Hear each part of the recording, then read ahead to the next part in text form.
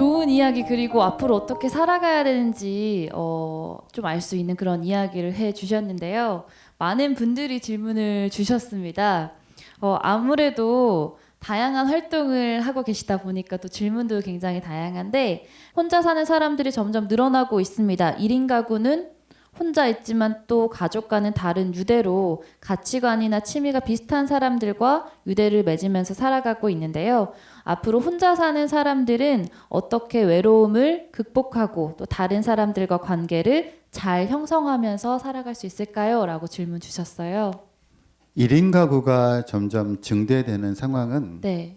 사회학적으로 보자면 앞으로 가속화될 수밖에 없는 상황입니다. 1인 가구가 증가하는 현상들을 어떤 브레이크를 걸 수 있는 다른 사회적인 배경들은 보이지 않아요. 네. 그러니까 1인 가구 현상들은 앞으로 더욱더 강화될 것이다. 1인 가구는 되게 양면적인 성격을 지닙니다. 양면적인 성격을 지닌다는 건 뭐냐면 1인 가구라고 해서 항상 모든 1인 가구가 문제가 되는 건 아닙니다. 그 얘기는 1인 가구만이 가지고 있는 긍정성이 있어요. 그건 자율성, 네. 자기에게 몰입할 수 있다. 나를 위해서 모든 활동을 나를 위해서 쓸 수 있다. 근데 세상의 모든 일이 긍정적인 면만 있는 건 아니고 이렇게 긍정적인 것이 있다라고 하면 뭔가 그 밝은 것에 대한 그림자도 있을 수밖에 없는데 바로 이런 1인 가구가 이런 긍정성을 가지고 있다라고 하면 1인 가구한테 있는 약간 부정적인 요소들은 바로 고립의 위험성입니다. 네. 아까 말씀하신 계속 그 고립의 문제. 그렇죠. 네. 다시 또 우리가 고립이라는 것도 두 가지 차원으로 구별을 볼 수 있지 않을까 싶어요. 저는 외로움이라는 것과 고독이라는 것도 좀 구별하는 편인데 두 가지는 어떻게 다른가요? 고독은 네. 자신이 혼자이고 싶어서 선택해서 얻어진 결과 저는 고독이라고 해요. 네. 우리는 혼자 있고 싶을 때가 있잖아요. 맞아요. 네. 혼자 있어야 그때서 뭔가 나에 대해 생각해 볼 수도 있고 산다는 게 뭘까에 대해 생각해 볼 수도 있고 그러니까 고독의 시간이라는 건 인간한테 매우 중요한 시간입니다. 근데 아무도 만날 사람이 없거나 나와 연결되어 있는 사람이 없어서 결과적으로 혼자 있을 수밖에 없는 것. 즉 혼자를 강요당하는 거죠.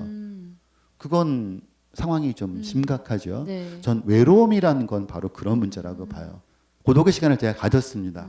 고독의 시간 끝. 이제부터 나는 사람들과 연결되고 내가 고독의 시간에서 얻은 걸 다른 사람들과 교류를 통해서 활발한 교류를 통해서 고독의 시간에서 얻은 것들을 서로 나눌 거야 라고 했는데 정작 만날 사람이 없습니다. 너무 지금 현재 저희의 상황 같은데요. 그 외롭죠. 네. 갑자기 그때 밀려오는 감정이 외로움이죠.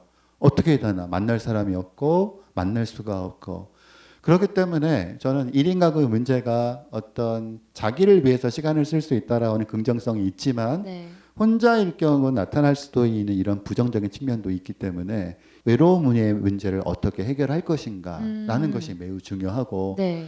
외로움의 문제를 푸는 방식은 가족도 한 형태일 수는 있지만 꼭 가족이 항상 모든 경우 정답은 아니라고 생각해요. 네. 왜냐하면 가족 때문에 외로워지기도 하니까요. 네. 가족 이외에도 인간이 서로 만날 수 있는 방법은 참 많다고 봐요. 친구 관계, 내지는 같은 취향을 공유하고 있는 사람들끼리 커뮤니티, 그리고 관심사가 같은 사람들끼리 만나서 서로 이야기할 수 있는 방법은 꼭 가족이 아니어도 되는 거니까 사람과 사람들이 맺을 수 있는 관계의 형태들이 가족이라는 한 가지 형태로 환원되지 않고 그 관계의 형태들이 다양화되는 것 그리고 그 다양성을 사회가 인정하는 것 그게 어찌 보면 1인 가구가 증가하면서 나타날 수도 있는 고독이라고 하는 문제에 대한 가장 확실한 해법은 그런 관계의 다양성을 사회가 받아들이는 것이 아닐까 싶습니다. 그 관계 속에서 또 다양한 문제들이 발생하잖아요. 아까도 천사가 돼서도 안 되고 악마가 돼서도 안 된다라고 하셨는데 우리 사회가 아무래도 타인의 시선을 많이 신경 쓰다 보니까 그 착한 사람 컴플렉스가 정말 많은 것 같고 그런 분들에게 교수님이 한 말씀 해주신다면 저도 인생을 살면서 늘 하는 생각인데 단 한 가지예요. 나는 인생을 한 번 산다. 진짜 우리는 인생을 단 한 번뿐이 살 수 없다라는 걸 네. 정말 생각해 보시면 그때 생기지 않으셨던 용기도 생기실 거라고 믿어요. 안 그래도 오늘은 또 본캐로 함께 하셨지만 부캐가 있으시잖아요. 그 니은 서점 독립서점을 또 운영하고 계신데 많은 분들이 작은 책방을 운영하는 로망을 갖고 있는데요. 교수라는 직업과 책방 주인은 정말 다른데요. 두 직업을 하시면서 느끼는 점이나 어려운 점, 그리고 또 다른 직업을 갖고 싶어하는 분들에게 조언 부탁드립니다. 라고 주셨어요. 제 앞부분에서 저는 이제 기본적으로 사회학자라고 말씀을 드렸잖아요. 사회학은 사회를 연구하는 학문입니다. 그래서 사회학은 다른 어떤 학문 분야보다 사회와의 교류가 매우 중요해요. 제가 만약에 사회로부터 고립되어 있거나 사회에 대한 감각을 갖고 있지 못하면 저는 사회학자로서의 결격 사유를 갖고 있는 겁니다. 캠퍼스라고 하는 특수한 사회도 굉장히 중요하지만 사회가 실제로 가지고 있는 모습을 그 자체로 보는 것이 매우 중요해요. 그래서 저는 사회학자로서 기본적으로 캠퍼스 안에만 머물러 있어서는 안 된다고 생각하고, 그리고 캠퍼스 안에서 만들어진 여러 가지 지식과 대학에서 생산된 것들이 사회와 함께 공유될 때 어찌 보면 대학의 존재 이유도 그때 비로소 있는 거죠. 만약에 대학이 학생들이 학점을 따고 졸업을 하고 그 졸업장을 가지고 취업을 하고 이런 것만이 대학이 존재하는 이유, 대학이 수행하는 기능이라고 하면 너무 슬프잖아요. 대학에서 만들어낸 지식, 이것들이 대학 안에만 머물지 않고 바깥으로 나가서 그리고 서로 교류하면서 우리가 살고 있는 사회가 좀 더 나아지고 좋아지는 데 기여를 하는 것, 그래야만 대학도 좋아질 수 있는 거니까요. 책방에 있는 것이 사회학자로서의 일종의 연장선이에요. 저는 책방에서 굉장히 많이 배웁니다. 사람들이 뭘 고민하는지.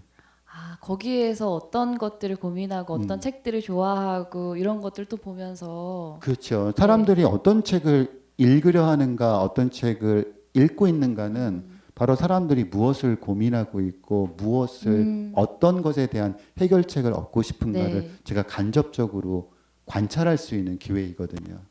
안 그래도 또 한 팬분인 것 같아요.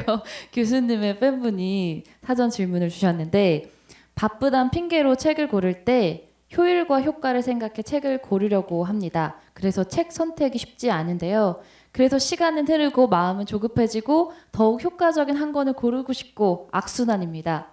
현역이자 최초, 유일, 그래서 최고의 북텐더로 책을 고르는 안목을 키울 수 있는 방법이 있을까? 제발 많이 보는 수밖에 없다는 말은 하지 말아주세요. 라고. 이제 저는 그런 질문을 들을 때마다 이렇게 옷 입는 거랑 늘 비교를 하곤 해요.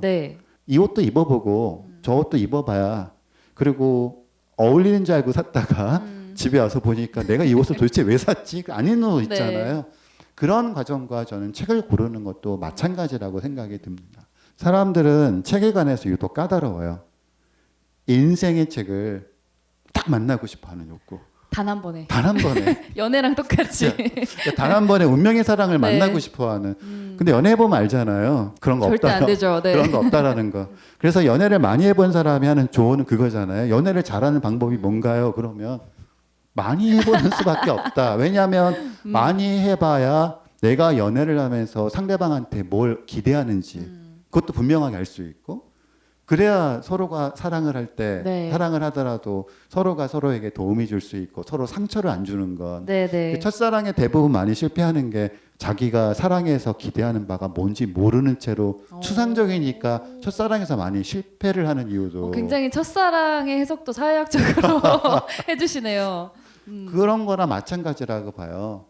운명의 책, 인생의 책을 단 한 번 한 권의 책을 골라서 그 책이 나의 인생의 책, 운명의 책이 된다면 그건 그분이 엄청나게 운이 좋은 거예요. 근데 모든 경우 그걸 기대할 수는 없다라는. 자기만의 스타일이 있고 자기만의 안목이 생기고, 그러면 그런 경우 책을 골랐을 때 실패할 수 있는 확률이 줄어들어요.